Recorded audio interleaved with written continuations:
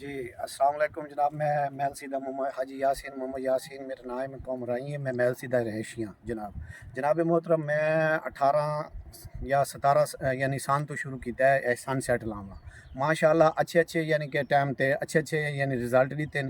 एक साल वो भी आई जरा अच्छा यानी कि दरमियान आई, लेकिन इस साल सन 25-26 के दरमियान हूँ जो आया है जनाब मोहतरम। ये मेरा सैज बना दिसंबर की मेरी काश्त है अच्छा यानी कि सैज है सेल वास्ते भी अच्छा है। मैं इनकी पनीरी पहले यानी शिफ्ट करने तो पहले जो पनीरी लाई है तकरीबन मेरे ख्याल है 1 किलो 1.25 किला मेरा लग गया जनाब मोहतरम। बड़ा बेहतरीन मेरा फील्ड बहता पिया। दिसंबर की काश्त आई टाइम ते मैं काश्त की थले चेक करो चा माशाअल्लाह मेरे पौधे पैन इस टाइम सेल के काबिल हैं।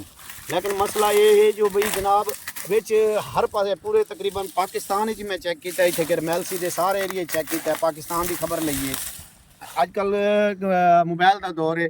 महलसी सारी जगह ते मैं खुद मान ते चेक किया जनाब। पाकिस्तान का टाइम है हर जगह ते थ्रिप्स का ज़्यादा हमला होया अपर क्लास ते थ्रिप्स का। उसकी वजह तो मेरा ये जो फील्ड खड़ा है बहुत अच्छा खड़ा है, लेकिन वाल भी ये सैज अच्छा बना है सेल के काबिल बना है। कामयाबी मैं तो याद है भाई सनसेट कामयाब बीज है। अल्लाह ताला बरकत पावे अच्छी शे है।